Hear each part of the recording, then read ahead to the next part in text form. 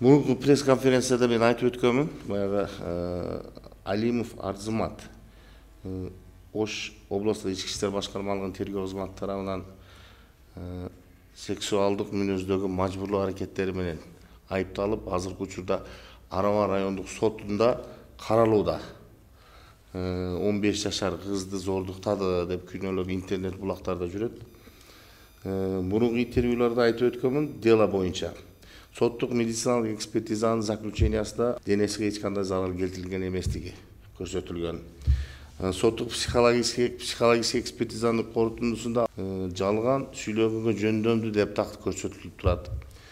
Бир канча экспертизалар берем, бирден айтып өткөнгө азыр кичине убактыбыз тар болуп атат. Бардыгында дагы жактоомдогу Алимов Арзыматтын кылган действиясынын эч кандай далилдөөчү материал жок. Аягында биз соттук генетикалык экспертиза жүргүзүүнү соттон сураганбыз, өтүнүч келтирип. Сот өтүнүчтү канааттандырып ДНК жасады 2 декабрда. ДНКны ошо гемотест аркылуу Москвага жөнөтүлдү мына. Ошо бала менен баланын атасы Алимов Арзымат же башка адам тактаганга жөнөттүк. 13 декабрда чыкты, мына судебный эксперт деп турат, Москва шаарында келди. Корутундусун окуп берейин азыр. Бүгүн соттук кароодо саат 10:00 бул результат ачылды. Вот выводты кыргызча кылып эле айтып кете берейин. Алимов Арзымат Токтошевич дейт. Ымыракай баланын аты Мухаммадали. Мухаммадалинин атасы болушу, биологиялык атасы болушу мүмкүн эмес деп жазылган. Орусча представлено исследование исключено. Алимов Арзымат Токтошевич не может являться биологическим отцом для Аллаева Мухаммадали деп турат. Отцовство практически исключено деп турат. Бул экспертизаны мисалы жасалмаланга болбойт. Москва шаарына келген, соттон конверт ачылды, 2 жолудан алынды бул экспертиза жүргүзүү үчүн. Смольникова деген специалист жүргүзүптүр. Эми азыр бул экспертизанын заключениясы келип чыкты. Атасы эмес экендиги такталды. Кудай кааласа буюрса 28 декабрь күнү саат 10:00 акыркы соттук кароо болот. Ошол соттук кароодо эми сотторго адилеттүү чечим чыгышына үмүт кылабыз эми. Ишти материалдары ичинде бир дагы далил жок. Даже акырына аракет болду. Акырында ушул баланын атасы Алимов болуш керек деген аракет болду. Бул аракет дагы Москвада мына атасы эмес деп выводто чыгарып берип атат да. Бул иш соттук кароого кеткенге чейин, Араван роудо тергелди. Деген тергөөчү толук кандуу экспертизаларды дайындап, туура направлениеде кетип аткан экен. Дело менен таанышканда көрдүк. УВД Ошко область тергөө кызматы алып коюптур ал жерден. Анан өтүнүчтөр менен МУРУга берилген. МУРУдан дагы өтүнүчтөр менен кайра эле УВД Ошко область СС следственная служба. И УВД Ош областық ички иштер башкармалыгынын тергөө кызматы тарабынан соттук кароого Араванга жиберилген да бул иш. Бул жерде мындайча айтканда Араван роудуда иштеген деген тергөөчү дагы ошол иштин айынан камабадың, туура эмес экспертизалар жүргүздү деген жылтоо менен соттук чечим чыкпаса дагы өзү чыккандан кийин чечилиш керек эле да бул баланы иштеген жумушу ордо или там дисциплинарный наказаниясы соттук кароого кете электе бул баланы иштен алып салып атпайбы? Азыр билбейм бул бала каякта жүрөт, эмне иш кылып атат. Мына эми азыр результат чыгып атат. Соттук чечим, пока биринчи соттук чечим чыга элек да. Мен Алимов Арзыматтын аялы болом. Өткөндө август айында келип интервью бергенде деле ошо сөздөрдү айтканмын. Менин чалым баласы эмес деп эме кылсам эч ким укпай койду. Мына мед экспертиза өзү тастыктап турат. Москвадан келди. Бала 12 эмес деп тастыкталып келди.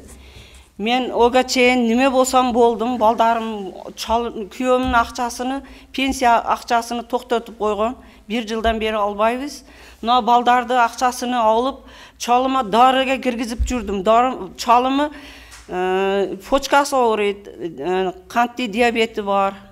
Ошо оорулар боюнча дарыларын киргизип турдум.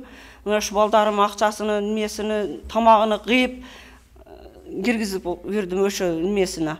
Эми биздин бул кетирген нервтерибизди, бул кетирген нелерибизди ким толойт, мен билбейм. Өздөрү жооп берсин.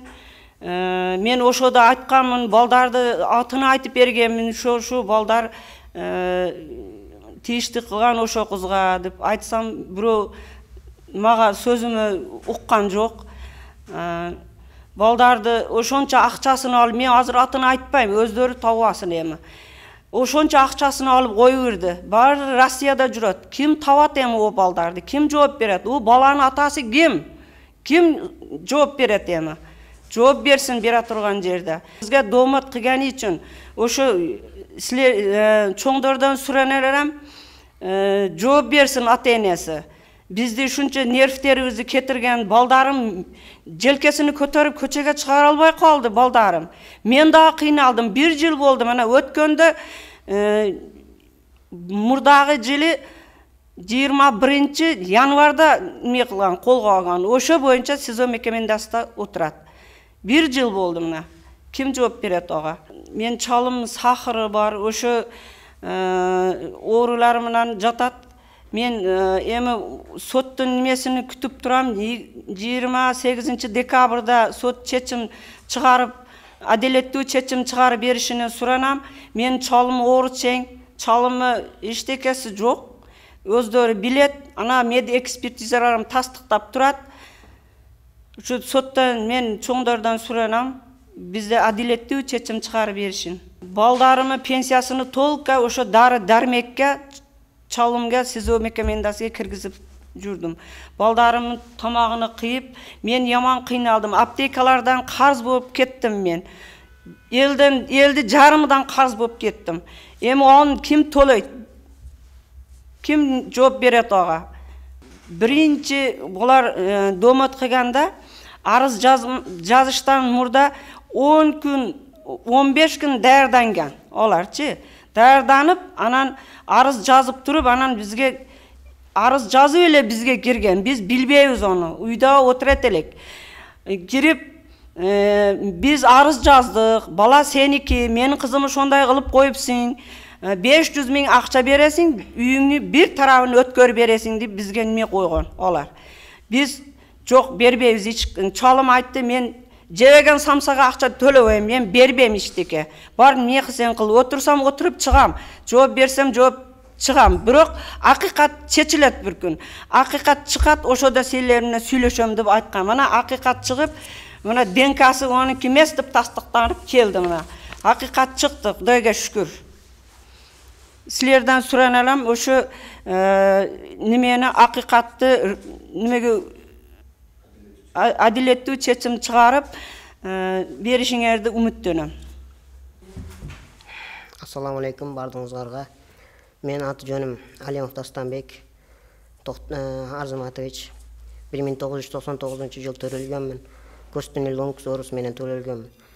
Азыркы чыгышымда, мурдагы чыгышымда да айтканмын, мага атам көмөк керек. Менин атам мыйзамсыз 1 жылга жакын уже Оштогу СИЗО мекемендесинде жатты. Азыркы бийликке талабым, бийликке суранарым, атамы күнөөсүз экендиги азыр далилделди деп атышат. ДНК 0% деп атышат. Бала атамыкы эмес.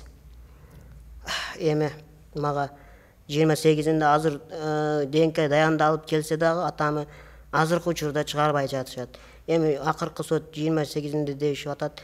Ошо 28 күнү атамы толук актап мага атамы чыгарып беришиңерди суранат элем. Акыйкат жүзөгө чыгышын суранат элем. Рахмат.